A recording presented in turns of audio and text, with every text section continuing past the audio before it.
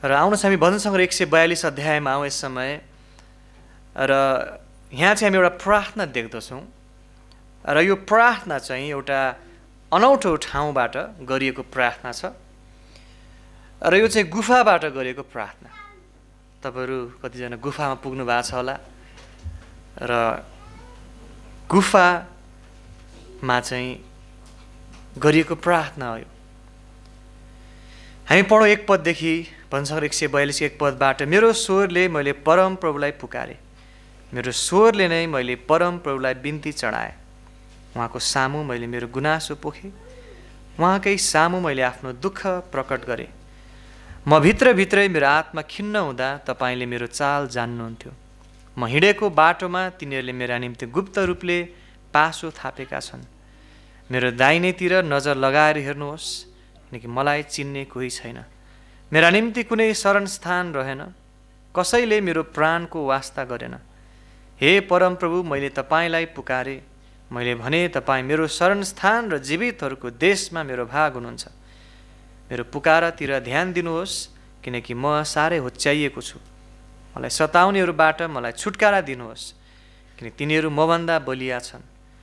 तपाईँको नामको प्रशंसा गर्न मेरो प्राणलाई कैदबाट निकाल्नुहोस्।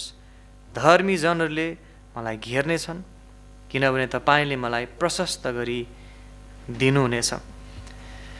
र दाउद चाहिँ जसरी साउलबाट भागिरहेका थिए र उनको जीवनको एउटा कठिन परिस्थितिमा चाहिँ उनले परमेश्वरलाई गरेको प्रार्थनाको एउटा भाग हामी यहाँ पाउँदछौँ। र यो घटनाक्रम बुझ्नलाई हामी पहिलो समुएलको 22 अध्यायमा जाउँ र तपाईँले भजन सङ्ग्रह 142 तपाईँले त्यहाँ केही कुरा राख्न सक्नुहुन्छ। हामी फेरि फर्किनेछौँ, तर पहिलो समुएलको 22 अध्यायमा हामी यसको सन्दर्भ ऐतिहासिक पृष्ठभूमि पाउँदछौँ र त्यो सन्दर्भ पृष्ठभूमिको बुझाइले यस खण्ड बुझ्नलाई हामीलाई सहायता गर्छ। र भजन सङ्ग्रह 142 को यहाँ हामीलाई एउटा विषय पनि दिएको छ, हामीले पढ्न सक्छौँ। लेखेको छ 142 भजन सङ्ग्रहको त्यो विषयमा कि दाउदको मस्किल एउटा प्रार्थना जब उनी गुफामा थिए। अनि हामी बुझ्छौँ र बुझाइयो आएको यो छ कि यो पहिलो समुएल 22 अध्याय यसको पृष्ठभूमि हुनुपर्दछ। र दाउद चाहिँ यस समय अदुल्लामको गुफामा छन् र घटनाक्रम तपाईँलाई याद छ होला। र दाउद चाहिँ इजरायलमा प्रख्यात भएका थिए र केही पाना हामी पल्टाउँछौँ भने हामी थाहा गर्छौँ कि उनले भर्खरै ठुलो शत्रु इजरायलीहरूको शक्तिशाली व्यक्ति गोलियतलाई हराएका छन्।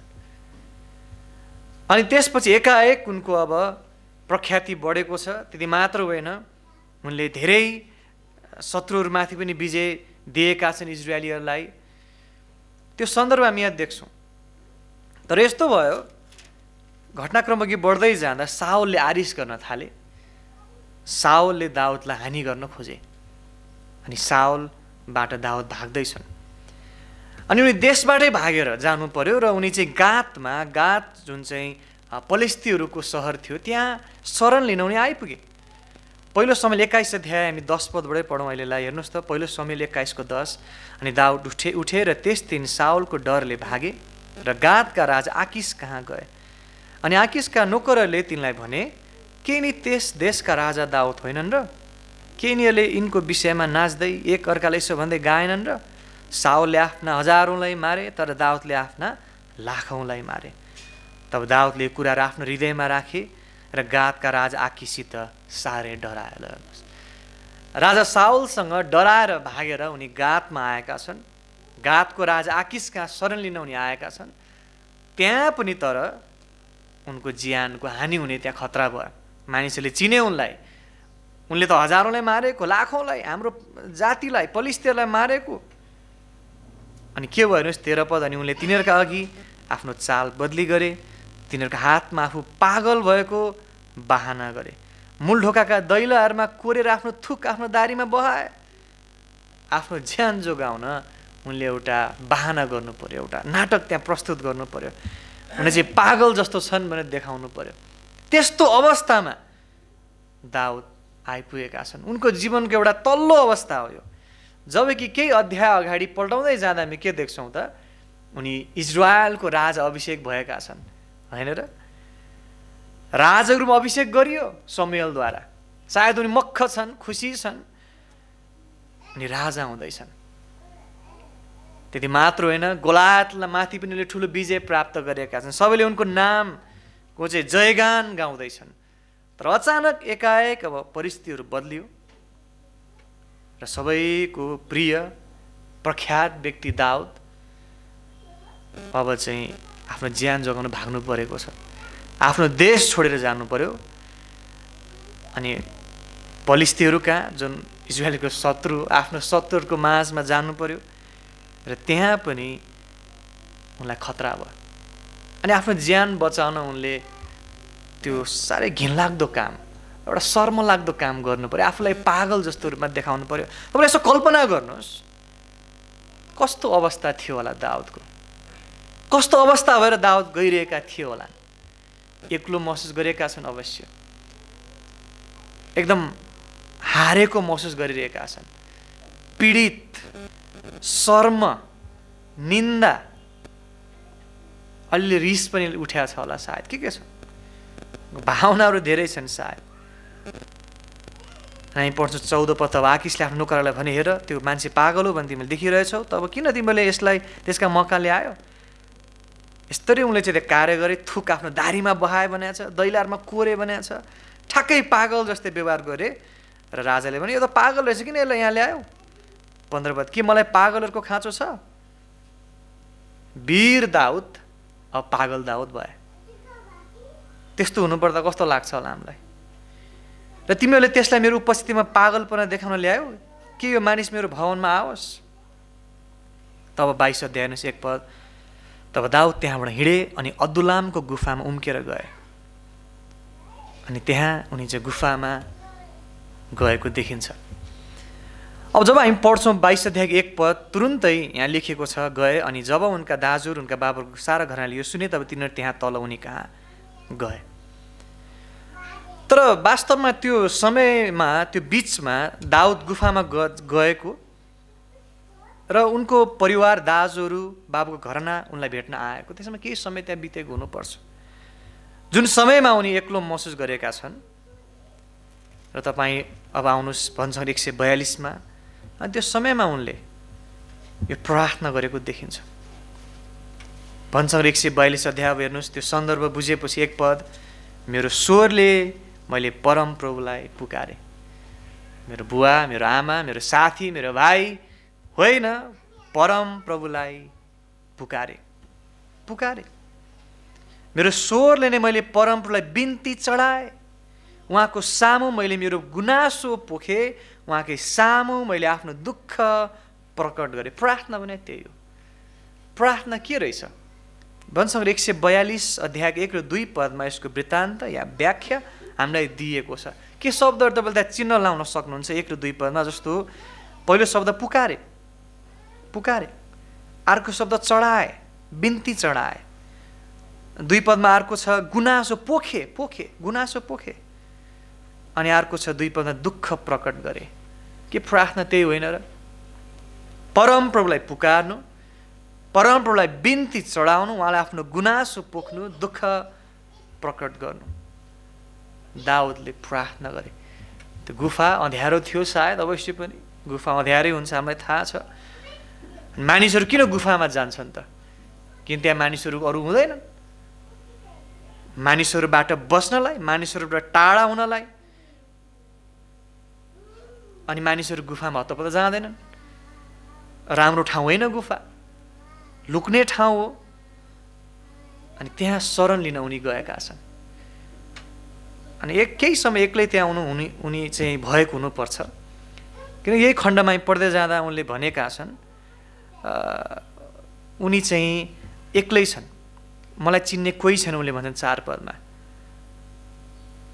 त उनी एक्लो अवस्थामा छन्, हरेस खाएको अवस्थामा छन्, पीडित अवस्थामा छन्। त्यो सबै बिचमा उनले के गर्छन्? परम प्रभुलाई पुकार्छन्। पुकार्नु भने के हो त?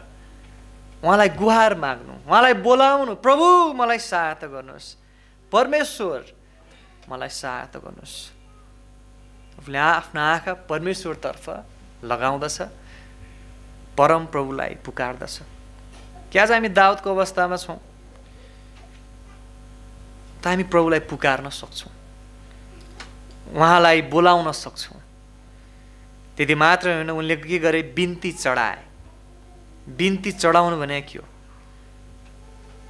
आफ्नो बिन्ती चढाउनु, विनम्रतापूर्वक आग्रह गर्नु, आफ्नो मागहरू जाहेर गर्नु। प्रभु मेरो अवस्था यो छ, मलाई सहायता गर्नुहोस्। बिन्ती उनले चढाए, नम्रतामा चढाइने। अनि साथै उनले 2 पद उहाँको सामु मैले मेरो गुनासो पोखेँ। गुनासो पोख्नु, हृदय पोख्नु, आफ्नो हृदयको पीरहरू, हृदयको पीडाहरू, उसको सबै चिन्ताका विषयहरू उनले पोखे। सबै उनले चाहिँ त्यहाँ राखे प्रभुको सामु, खन्याए सबै प्रभुको सामु। तपाईँले नै मलाई सहायता गर्नु सक्नुहुन्छ अनि सबै कुराहरूमा तपाईँको सामु बिसाउँछु, पोखाउँछु। म एक्लै बोक्न सक्दैन। गुनासो पोखे, उहाँकै सामु मैले आफ्नो दुःख प्रकट गरेँ। दुःख प्रकट गरे, लुकाएनन् केही पनि। के परमेश्वरलाई प्रकट गरिनु आवश्यक छ? के परमेश्वरले सबै कुराहरू पहिले जान्नुहुन्न र? जान्नुहुन्छ। तर जसरी दाउदले प्रकट गर्दै थिए, परमेश्वर आफ्नो भरोसा व्यक्त गर्दै थिए, मेरो बुवालाई, मेरो आमालाई, मेरो साथीभाइलाई यो प्रकट गरेर फाइदा हुनेवाला छैन।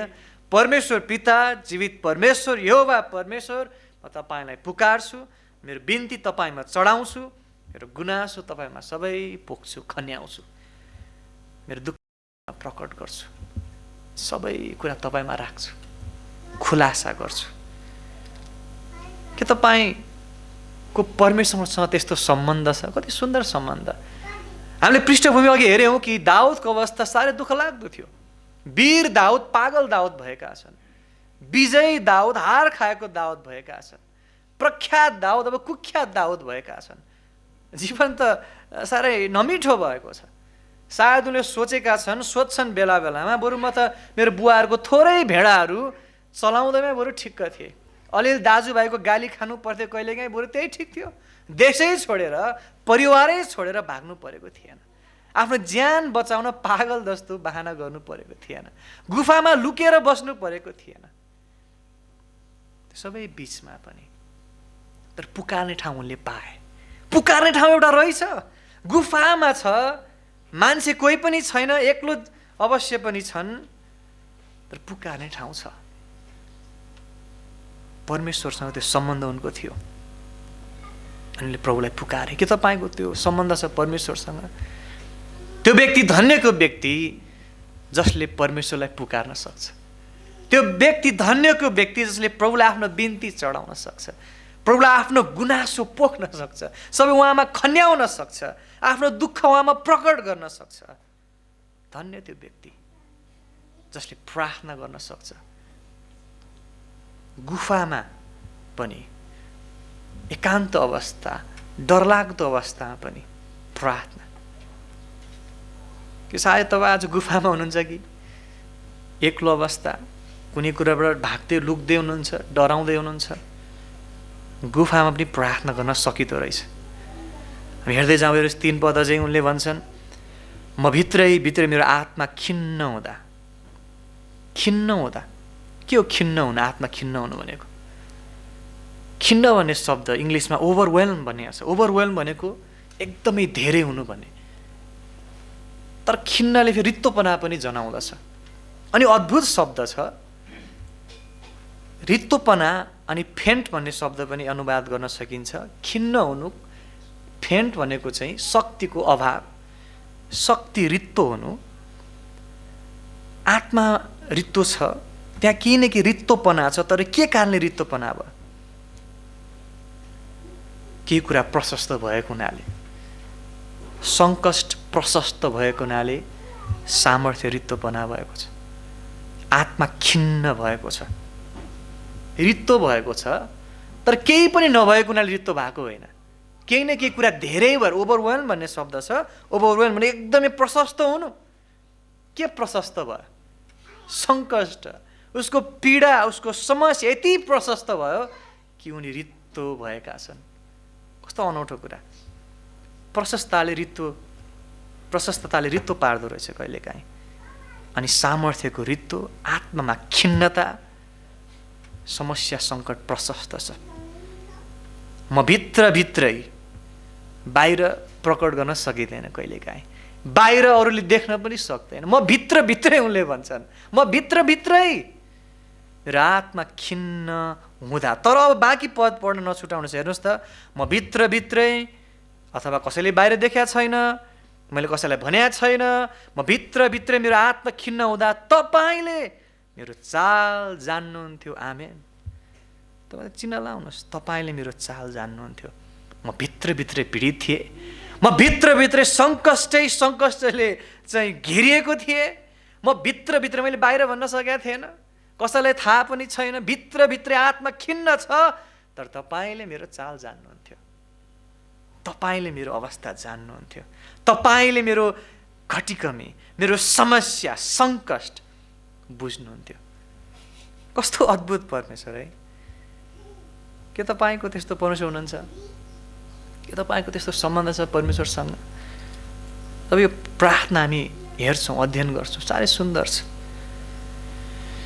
धन्य त्यो व्यक्ति जो भित्रभित्रै आत्मामा खिन्न छ, तथापि प्रभुले उसको चाल, उसको अवस्था सब जान्नुहुन्छ। क्या आज तपाईँ भित्रभित्रै खिन्न हुनुहुन्छ? अरू कसैले जानेको छैन, कसैले तपाईँको कुरा बुझ्दैन, समस्या कठिनाइ बुझ्दैन। याद गर्नुहोस् है, तपाईँले मेरो चाल जान्नुहुन्थ्यो, हृदयको अवस्था बुझ्नुहुन्थ्यो। म हिँडेको बाटोमा तिनीहरूले मेरो निम्ति गुप्त रूपले पासो थापेका छन्, म लडाउन खोज्छन्, फसाउन खोज्छन्, मेरो विरोधमा चालहरू रच्छन्, तर मेरो अवस्था तपाईँ जान्नुहुन्थ्यो। प्रभु धन्यवाद होस्। हामी कोही पनि विश्वासीहरूले भन्न सक्दैन, मेरो अवस्था कसले पनि जान्दैन, कहिले पनि हामी भन्न सक्दैन। परमेश्वरले सधैँ जान्नुहुन्छ हाम्रो अवस्था, हामी कस्तो अवस्था भएर गइरहेछौँ, हाम्रो घटीकमी, कठिनाइ, सङ्कष्ट, समस्या। तपाईँ भन्नुहोला, म भित्रभित्रै खिन्न छु। प्रभुलाई सबै थाहा छ। प्रभुका हामी आउन सक्छौँ। 4 पद हेर्नुहोस्, मेरो दाहिनेतिर नजर लगाएर हेर्नुहोस्। अब यो पनि चाख लाग्दो, किन दाउदले यो भने होला, मेरो दाहिनेतिर नजर लाएर हेर्नुहोस्? किन दाहिनेपट्टि, किन देब्रेपट्टि भनेनन्? त यसले चाहिँ के देखाउँदछ त भन्दा, दाहिनेपट्टि चाहिँ सधैँ के हुन्थ्यो त, एउटा व्यक्तिको दाहिनेपट्टि चाहिँ उसको रक्षक, उसलाई सहायता गर्ने, उसको वकालत गर्ने व्यक्ति हुन्थ्यो। अनि विवाह गर्दा पनि तपाईँलाई याद छ, श्रीमान श्रीमती उभिँदा सधैँ श्रीमती देब्रेपट्टि, श्रीमान दायाँपट्टि, श्रीमान रक्षकको दायाँपट्टि छ, दाहिनेपट्टि। अनि त्यही हिब्रूमा यहुदीहरूको बिचमा त्यही बुझाइरहेछ कि कोही व्यक्तिको दायाँपट्टि को हुन्छ? उसको रक्षक, उसको पक्षमा वकालत गर्ने व्यक्ति, उसलाई सपोर्ट गर्ने, उसलाई सहायता गर्ने, उसलाई रक्षा गर्ने व्यक्ति हुन्छ। तर उसले भन्छन् 4 मेरो दाहिनेतिर नजर लाएर हेर्नुहोस् त, किनकि मलाई चिन्ने कोही पनि छैन, उसको रक्षक कोही पनि छैन, उसको विषयमा, उसको पक्षमा बोल्ने कोही पनि छैन, ऊ एक्लै छ, उसको लागि खडा हुने, उसलाई साथ दिने कोही पनि छैन। मेरो दाहिनेतिर हेर्नुहोस् त प्रभु, कोही पनि छैन। क्या तपाईँ त्यही महसुस गर्नुहुन्छ? मेरो दाहिनेपट्टि कोही पनि छैन, मलाई सहायता गर्ने, मलाई स्थिर हुन मद्दत गर्ने, मेरो समस्या बुझ्ने, मलाई सहायता गर्ने, रक्षा गर्ने, वास्ता गर्ने कोही पनि छैन। दाउदले भन्छ, मेरो दाहिनेतिर नजर लाएर हेर्नुहोस्, किनकि मलाई चिन्ने कोही पनि छैन, बुझ्ने कोही पनि छैन, मेरा निम्ति कुनै शरण स्थान रहेन। देश छोडेर भागे, गातमा शरण पाइन्छ कि भनेको पाएन, त गुफामा शरण लिँदैछन्। उनले भन्छन्, कसैले मेरो प्राणको वास्ता गरेन। साह्रै निम्न अनि एकदम पीडित अवस्थामा दाउद छन्। तर फेरि तुरन्तै दाउदले फेरि यो पनि भनिहाल्छन् 5 पद। उनले भन्छन्, हे परमप्रभु, मैले तपाईँलाई पुकारे, मैले भने तपाईँ मेरो शरणस्थान र जीवितहरूको देशमा मेरो भाग हुनुहुन्छ। चल यो भजन, यो प्रार्थनामा हामी के देख्छौँ त? एउटा व्यक्तिको रित्तोपना अनि परमेश्वरमा प्रशस्तता, एउटा व्यक्तिको कठिनाइ सङ्कष्ट तर परमेश्वरमा सहायता सामर्थ्य। उनले भन्छन् मेरो दायाँपट्टि कोही पनि छैन, मलाई सहायता गर्ने, मलाई वास्ता गर्ने कोही पनि छैन, तर तपाईँ हुनुहुन्छ, तपाईँ मेरो शरणस्थान हुनुहुन्छ। शरण म लिन सक्छु, तपाईँमा सुरक्षित म हुन्छु। शरणस्थानमा मान्छे आनन्दले सुत्न सक्छ, निदाउन सक्छ, त्यहाँ उसले सुरक्षित महसुस गर्न सक्छ, कुनै पनि हानि उसलाई हुने छैन भन्ने कुरामा ऊ ढुक्क छ। शरणस्थान हुने त्यो शरणस्थान यस्तो ठाउँ हो जहाँ उसले आफ्नो प्राणको हानिको लागि चिन्ता गर्नु पर्दैन। मलाई के होला, अब मलाई कसले के गर्छ होला, राति निन्द्रा लाग्दैन र छटपटिनु पर्ने, त्यो हुँदैन। शरणस्थान यस्तो ठाउँ हो जहाँ ऊ शान्तसँग बस्न सक्छ। पछाडि आफ्नो ढाड पछाडि यस्तो फर्केर हेर्नु पर्दैन, ओहो कोही छ कि मेरो पछाडि, कसैले मलाई लखाइटिरहेछ कि, मलाई भेट्टाउन लागेछ कि, अनि चिन्ता भोलिको लागि पनि हुँदैन। ओहो भोलि के हुन्छ होला, अब पछि के गर्ने होला, भविष्य कस्तो छ होला। शरणस्थानमा त्यस्तो हुँदैन। के तपाईँ आज शरणस्थानमा हुनुहुन्छ? के तपाईँले येशू ख्रीष्टमा शरणस्थान पाउनु भएको छ? तपाईँले भन्नुभयो मैले येशू ख्रीष्टलाई चिनेको छु, मैले उहाँमाथि विश्वास गरेको छु, होइन भने प्रश्न यो हो, के तपाईँ आज येशू ख्रीष्टमा शरण लिइरहनु भएको छ? तपाईँ मुक्ति पाएको व्यक्ति हुनसक्छ, तर येशू ख्रीष्टमा यस घडी अहिले शरण नलिएको हुनसक्छ। अथवा तपाईँ आफ्नै बुद्धि क्षमतामा अघि बढ्नुहुन्छ, अथवा आफ्नो चिन्ता पीर फिक्री आफैसँग राख्नुहुन्छ, प्रभुमा आश्रित हुनुहुन्न। प्रभु मेरो चिन्ता फिक्री म तपाईँमा राख्छु, म बोक्न सक्दिनँ, तपाईँमा म शरण लिन्छु, म यो चिन्ता भारी बोक्न सक्दिनँ। के तपाईँको शरणस्थान परमेश्वर हो? आज येशू ख्रीष्ट हुनुहुन्छ। यदि तपाईँ येशू ख्रीष्टमा शरण लिइरहनु भएको छ भने तपाईँ सुरक्षित हुनुहुन्छ। येशू ख्रीष्टले भन्नुभयो मेरो भेडाल मेरो हातमा राख्छन्, कसैले मेरो हातबाट उनलाई खोसेर लान सक्दैन। उहाँको प्रतिज्ञामा हामी भर पर्छौँ। उहाँले भन्नु सबै कुरा हामीले भलाइ उत्पन्न हुन्छ, उहाँको प्रतिज्ञामा हामी खडा हुन्छौँ। उहाँको प्रतिज्ञा हाम्रो शरणस्थान हुन्, उहाँको वचन हाम्रो शरणस्थान, येशू ख्रीष्ट हाम्रो शरणस्थान। के आज हामीलाई शरण चाहिएको छ? नातिदै हुनुहुन्छ, निराश हुनुहुन्छ, दगुरेर येशू ख्रीष्टका जानु, शरण त्यहाँ छ, शरणस्थान त्यहाँ छ। अनि उनले भन्छन् अझै र जीवितहरूको देशमा मेरो भाग हुनुहुन्छ। उनले भन्छन् मेरो अब कोही पनि भाग छैन, मेरो कुनै पनि आफ्नो वस्तु आफ्नो भन्ने छैन। जीवितहरूको देशमा मेरो भाग तपाईँ मात्रै अब बाँकी, अरू कोही पनि छैन। शरणस्थान तपाईँ मात्रै, मेरो भाग तपाईँ मात्रै। मेरो यदि केही कुरा बाँकी छ भने तपाईँ नै हो। अनि साँच्चै कहिलेकाहीँ प्रोग्राम त्यो अवस्थामा ल्याउन चाहनुहुन्छ, त्यो कमजोर महसुस हामीलाई गराउनलाई। हामी कति बेकममा छौँ, कति सामर्थ्यहीन छौँ, महसुस गर्नलाई प्रोग्रामले त्यो ठाउँमा ल्याउनुहुन्छ ताकि हामी उहाँमा भरोसा गर्न सकौँ, उहाँ पूर्ण रूपमा समर्पित हुन सकौँ, बुझ्न सकौँ कि जीवितहरूको देशमा तपाईँ मात्रै मेरो भाग। भन्न खोजे त्यही हो, अरू कोही पनि छैन। के त्यो कुरा हो? सही हो मेरो लागि, तपाईँको लागि आज। यदि त्यो हो भने अनि प्रभु त्यसमा खुसी हुनुहुन्छ। तब हामी जुन ठाउँमा आउनुपर्ने हामी त्यहाँ आएका छौँ। यदि हाम्रो क्षमता, बल, बुद्धि, धन सम्पत्ति, स्वास्थ्य, साथीभाइ हाम्रो भाग हो भने अझै पनि हामीले पाठ सिकेका छैनौँ। परमेश्वर मात्रै हाम्रो भाग भएको उहाँ चाहनुहुन्छ। अनि उहाँले त्यसरी हामीलाई हाम्रो जीवनमा कार्य गर्नुहुन्छ। उहाँमा मात्रै पूर्ण रूपमा आश्रित भएको, ताकि हामी सिकौँ कि हाम्रो दुर्बलतामा उहाँको सामर्थ्य सिद्ध छ। 6 पद हेर्नुहोस् अझै उनले भन्छन् मेरो पुकारतिर ध्यान दिनुहोस्, किनकि म साह्रै होच्याइएको छु। होच्याइएका थिए उनी, साँच्चै हामीले हेऱ्यौँ उनको अवस्था साह्रै दुःख लाग्दो भएको थियो। त्यस्तो त कमै व्यक्तिको जीवन भयो होला। राजा अभिषेक भयो, हत्तै माथि पुग्यो भनौँ न एक हिसाबले। गोलायतलाई जित्यो, माथि गए। लाखौंलाई जिते, सबैको प्रशंसा पाए, माथि गए। तर एकाएक फेरि होच्याइएको छ। साउलबाट पनि लखटिएको छ, पलिस्तीहरूबाट लखाटिएको छ, पीडित अवस्था, होच्याइएको छु। मलाई सताउनेहरूबाट मलाई छुटकारा दिनुहोस्। अनि हेर्नुहोस् त उनले भन्छन् 6 पद, किन तिनीहरू मभन्दा बलिया छन्। दाउदमा यो विश्वास थियो, यो अपेक्षा थियो, जसरी उनी यो प्रार्थना गर्छन् कि परमेश्वरले मलाई सताउनेहरूबाट छुटकारा दिन सक्नुहुन्छ।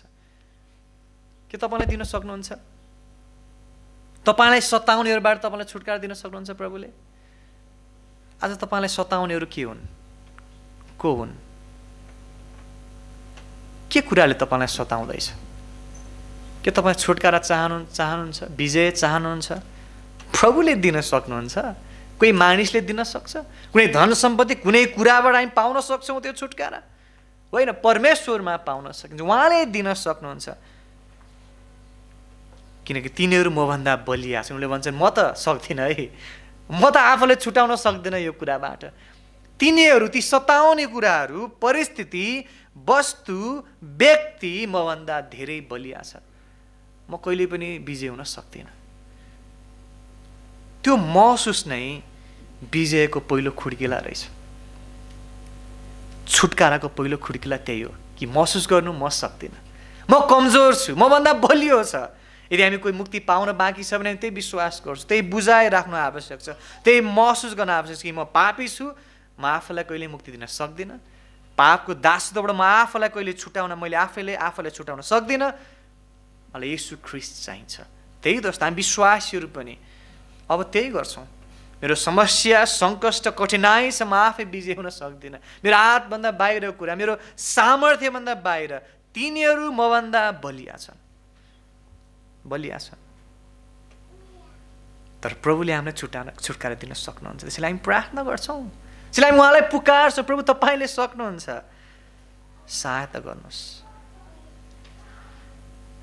अन्त हेर्नु 7 पद उनले भन्छन् तपाईँको नामको प्रशंसा गर्न मेरो प्राणलाई कैदबाट निकाल्नुहोस्। कैदमा रहेको उनी महसुस गर्दैछन्। त्यो प्रकारको जीवन छ, कैदमा, बन्धनमा। कैदको पीडा, कैदको एक्लोपना उनी त्यो प्रकार महसुस गर्दैछन्। मेरो प्राणलाई कैदबाट बाँधिएको, केही पनि गर्न नसक्ने, चल्न नसक्ने, साङ्लाले बाँधिएको जस्तो, हलचल गर्न नसक्ने, चाहेर पनि यस्तो गर्छु उस्तो केही पनि गर्नै सक्दिनँ। मेरो प्राणलाई कैदबाट निकाल्नुहोस्। किन? उनले भन्छन् तपाईँको नामको प्रशंसा गर्न। राम्रो उद्देश्य हामी यहाँ देख्छौँ। म मुक्त हुन चाहन्छु, स्वतन्त्र हुन चाहन्छु, ताकि म तपाईँको नामको प्रशंसा गरौँ। धर्मीजनले मलाई घेर्नेछन्। अब हामी उनको अपेक्षा, आशा हामी यहाँ देख्छौँ। धर्मीजनले मलाई घेर्नेछन् किनभने तपाईँले मलाई प्रशस्त गरी दिनुहुनेछ। प्रार्थना सधैँ अपेक्षा साथ, विश्वास साथ गर्छौँ कि प्रभुले मेरो प्रार्थना सुन्नुहुन्छ, जवाफ दिनुहुन्छ। उहाँको उद्देश्य जे छ त्यो पुरा हुन्छ।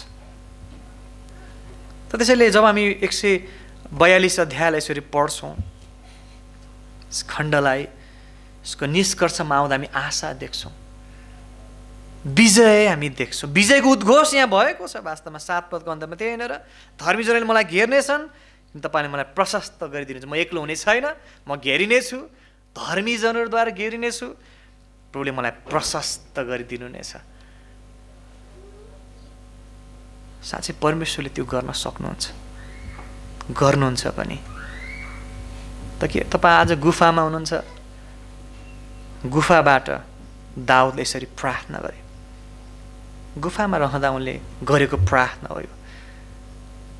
र साँच्चै यो प्रार्थना चाहिँ गुफामा हुँदा मात्र होइन, घरमा हुँदा पनि हामीले गर्नु राम्रो कुरा होइन र? दरबारमा हुँदा पनि गर्नु राम्रो होइन र?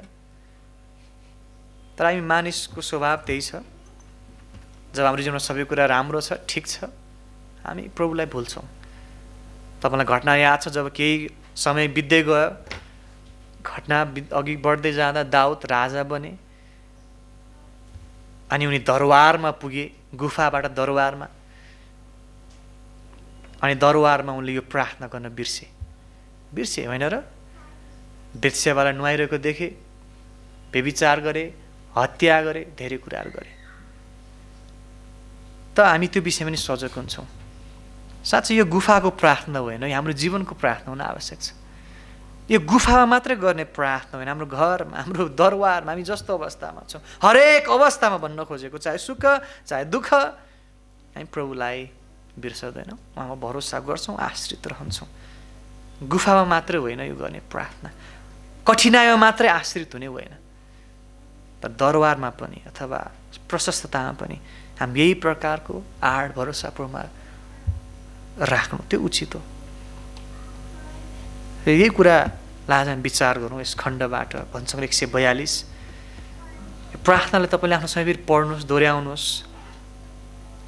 अनि यसलाई हामी आफ्नो प्रार्थना बनाऊँ, व्यक्तिगत प्रार्थना बनाउन सक्छौँ। यसबाट हामी अद्भुत कुराहरू सिक्छौँ परमेश्वरको विषयमा, प्रार्थनाको विषयमा। साँच्चै अनि दाउदले भने 1 र 2 पद पढौँ हामी अन्तमा। मेरो स्वरले मैले परमप्रभुलाई पुकारेँ, मेरो स्वरले मैले परमप्रभुलाई बिन्ती चढाएँ, आवाज निकालेर चिच्याएँ। पुकार्नु, चिच्याउनु पनि भन्ने गरिन्छ, चिच्याउनु। मेरो स्वरले नै मैले परमप्रभुलाई बिन्ती चढाएँ, उहाँको सामु मैले मेरो गुनासो पोखेँ, उहाँकै सामु, अरू मान्छेको सामु होइन, उहाँकै सामु मैले आफ्नो दुःख प्रकट गरेँ। आज तपाईँ र मलाई दुःख प्रकट गर्ने ठाउँ छ, हाम्रो गुनासो पोख्ने ठाउँ छ, हाम्रो बिन्ती चढाउने ठाउँ छ, हाम्रो पुकारा राख्ने ठाउँ छ। त्यो ठाउँ परमेश्वर हुनुहुन्छ। यसलाई हामी प्रार्थना जसरी अघि बढ्छौँ, यो बुझाएको साथ अघि बढौँ। हप्तामा एकचोटि मात्र होइन, तर हाम्रो आफ्नो व्यक्तिगत प्रार्थनामा, हाम्रो दैनिकी प्रार्थनामा पनि प्रभुले आशिष दिनुभएको छ। हाम्रो चाहिँ प्रार्थनाको वचनको लागि, त्यसपछि हामी प्रार्थनाको समयमा जानेछौँ। प्रभु धन्यवाद छ तपाईँको वचनको लागि। साँच्चै तपाईँको वचनको अद्भुत सत्यताहरू हामीले सिक्न बुझ्न आवश्यक छ, अनि हामीलाई देखाइएको छ आज फेरि भजन सङ्ग्रह 142 त्यस प्रार्थनाको भजनद्वारा कि दाउदको जुन कठिनाइको अवस्था थियो, साह्रै होच्याइएको अवस्था, तर त्यो एकदम चुनौतीपूर्ण अवस्थामा पनि उनले पुकार्ने ठाउँ पाए, आफ्नो बिन्ती चढाउने ठाउँ पाए। प्रभु आज हामीलाई पनि त्यही अवसर छ। त्यसैले हामी कति धन्यका, कति आशा भएकाहरू, विजयीहरू। हाम्रो शरण स्थान परमेश्वर हुनुहुन्छ, हाम्रो दाहिने हातमा हाम्रो वकालत गर्ने, हाम्रो पक्षमा बोल्ने येशू ख्रीष्ट हुनुहुन्छ। हामी खुसी छौँ, त्यसैले रमाउँछौँ। हाम्रो कठिनाइहरू बिचमा पनि तपाईँमा पुकार्छौँ प्रभु। साँच्चै हामी दाउद जस्तै प्रार्थना गर्छौँ, हामीलाई छुटकारा दिनुहोस्, तपाईँले छुटकारा दिन सक्नुहुन्छ। किन हामीलाई सताउनेहरू हामीभन्दा बलिया छन्, हामी आफै विजय हुन सक्दैनौँ, तर तपाईँको नामको प्रशंसा गर्न सकौँ भनेर तपाईँको इच्छा भए हाम्रो कठिनाइहरूबाट हामीलाई विजय दिनुहोस्, तपाईँको नामको प्रशंसा गर्न सकियोस्, अथवा अन्ततः तपाईँकै महिमाको लागि सहायता अनुग्रह माग्छौँ। तपाईँको जनहरूको घटीकमीहरू, कठिनाइहरू तपाईँ जान्नुहुन्छ। सायद कतिजना भित्रभित्रै आत्मामा खिन्न हुनुहुन्छ र हरेकको चाल तपाईँ जान्नुहुन्छ, तपाईँ हरेकको अवस्था बुझ्नुहुन्छ। धन्यवाद छ प्रभु तपाईँको सत्यताको लागि। त्यसलाई हामी रमाउँदै खुसी हुँदै प्रार्थनामा अघि बढ्छौँ, सहायता माग्छौँ येशू ख्रीष्टको नाममा, आमेन।